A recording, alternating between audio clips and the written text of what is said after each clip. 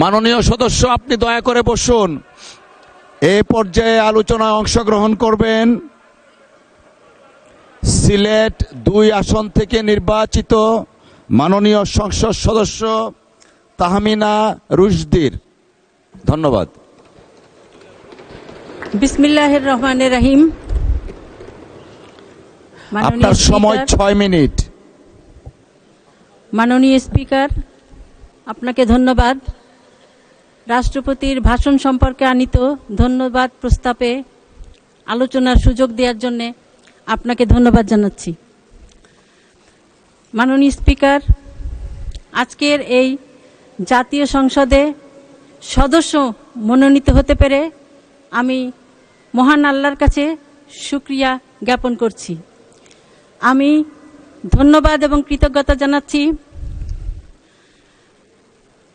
সংসদ নেতা এবং মাননীয় প্রধানমন্ত্রী জনাব তারেক রহমান, যিনি আমাকে মনোনয়ন দিয়ে নির্বাচনে অংশগ্রহণের সুযোগ সৃষ্টি করে আজকে এই সংসদে আসার সুযোগ দিয়েছেন।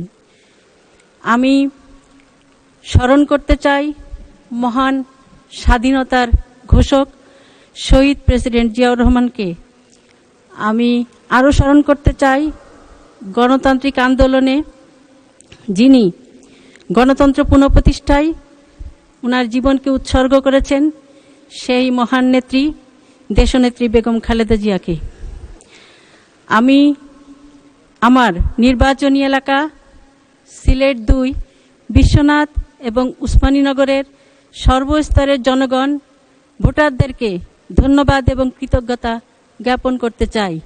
আমি ধন্যবাদ জানাতে চাই যে তারা বিপুল ভোটের মাধ্যমে নির্বাচিত করে এই সংসদে কথা বলার সুযোগ সৃষ্টি করেছেন।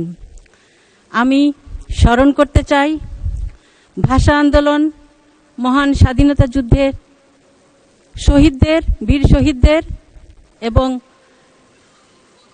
বিগত ১৭ বছরের ফ্যাসিস্ট আন্দোলনে ইলিয়াস আলী সহ সকল গুম এবং খুন হওয়া সেই সব নেতাদের, জুলাই যোদ্ধা, জুলাই শহীদদের আমি স্মরণ করতে চাই উসমান হাদিকে।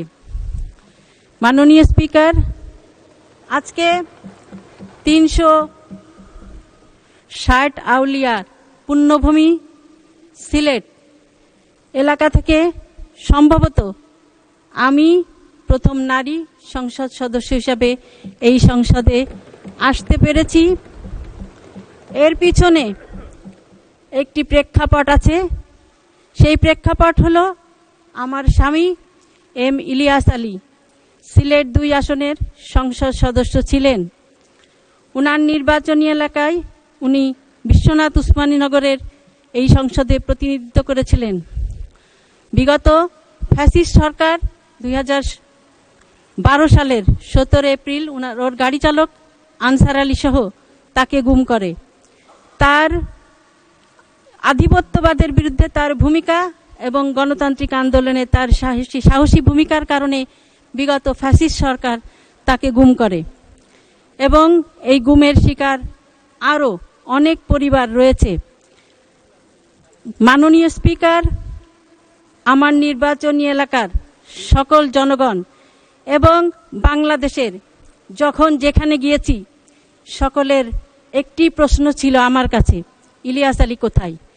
ইলিয়াস আলী কি কোনো খবর জানেন কি না? মাননীয় স্পিকার, আজকের এই মহান সংসদে দাঁড়িয়ে আমিও জানতে চাই ইলিয়াস আলী কোথায়।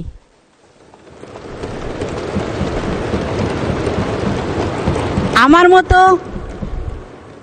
আরও গুম হওয়া দিনার, জুনেদ, আনসার আলী এবং সুমন, পারভেজ সহ আরও যারা গুম হয়েছেন তাদের পরিবারের সদস্যরাও জানতে চায় তাদের সন্তান কোথায়। আমরা ফ্যাসিবাদ মুক্ত হয়েছি ১ বছরেরও বেশি সময়, প্রায় ১.৫ বছরের কাছাকাছি। আমরা এখনো জানি না আমাদের স্বজন কোথায়। আমরা বিভিন্নভাবে বিভিন্ন জায়গায় তাদেরকে নিয়ে কথা বলেছি, কিন্তু আমরা এখনো জানি না যে তাদের অবস্থান কি, তাদের পরিণতি কি। আমি মাননীয় স্পিকার, আপনার মাধ্যমে ইলিয়াস আলী সহ যারা গুম হয়েছেন তাদের অবস্থান, তাদের পরিণতি, তাদের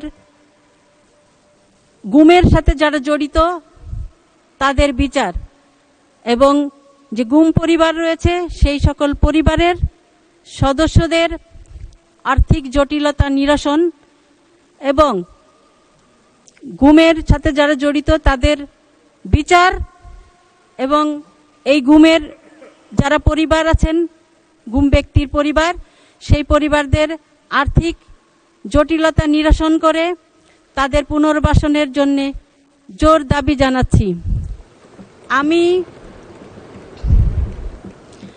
মাননীয় প্রধানমন্ত্রী এবং মাননীয় স্বরাষ্ট্রমন্ত্রী, মাননীয় আইনমন্ত্রীর কাছে দাবি জানাচ্ছি যে তাদের বিচার প্রক্রিয়া এবং এই যে আমরা যদিও সকলেই বিশ্বাস করি যে জুলাই আন্দোলন শুধুমাত্র এক মাসের আন্দোলন ছিল না, সেটি বিগত 17 বছরের একটি আন্দোলন ছিল। সেই 17 বছরের যারা গুম হয়েছে, খুন হয়েছে, তাদেরকেও জুলাই যোদ্ধা হিসাবে স্বীকৃতি দেওয়ার দাবি জানাচ্ছি মাননীয় স্পিকার। ধন্যবাদ। আরো 1 মিনিট সময় বৃদ্ধি করা হলো। ধন্যবাদ। 1 মিনিট।1 মিনিট। মাননীয় স্পিকার, আমি মহামান্য রাষ্ট্রপতিকে ধন্যবাদ জানাচ্ছি এই অর্থে যে উনি বিগত 17 বছরের ফ্যাসিস্টের ভূমিকা তুলে ধরেছেন এবং এই খুন নিয়ে উনি সঠিক চিত্র